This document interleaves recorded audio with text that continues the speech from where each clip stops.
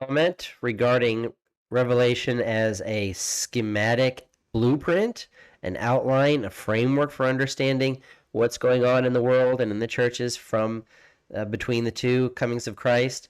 We can see, in fact, the microcosm of this and this idea and this pattern set forth in the letters to the seven churches themselves, because 7 is the number of completion. I imagine there's probably hardly any commentator on Revelation who has failed to point out that 7 is the number of completion ever since the beginning of the world and the beginning of the Bible. God made the world in 6 days. He rested on the seventh. So 7 is the number of completion. When you've a complete work cycle.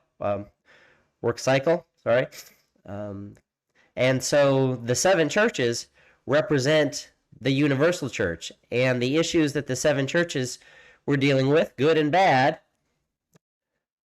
represent the universal properties of various churches. So one given church at any point in time in history may be more like Smyrna, and they're commendable and deserve encouragement to continue persevering through the trials that are coming, and another one may be more like Laodicea and needs a firm rebuke. You're fat and heavy, you cows of Bashan, and the Lord's going to spit you out of his mouth. So there's not, the 7 churches were not homogeneous. They were not a monolith. There was not one single letter that could be written to all of them. They needed 7 letters to cover the different perspectives.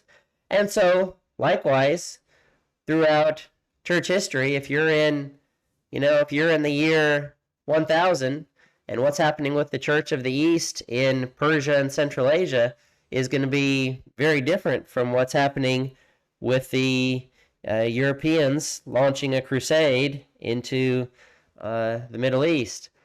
So different points in history, and different points in time.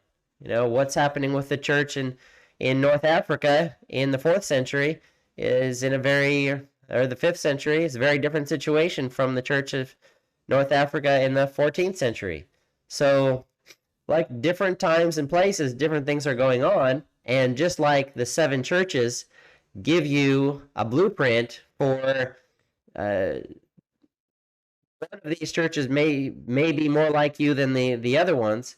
Likewise, you've got the blueprint, or let's go back to you have the blueprint of church history here, but you're going to find different Christian communities in different places, different tribes and tongues and nations experiencing different parts of the schematic at different times, which is why you can't take Revelation and just map it up one-to-one in a historicist view with points in history, and why I think it's insufficient to... actually, you can, but you're only looking at one myopic portion of church history. The commentators tend to look at Western European church history when they do that from a Western European perspective, or the futurism, lining up points of Revelation with future end time events. Again, end times being the final last days of before Christ returns. Futurist perspective, yeah, things might line up with certain things that are ultimately going to climax and happen, but you're only looking at one piece of the picture. These principles have been at play, just like there will be one ultimate Antichrist, but there have been Antichrists all along.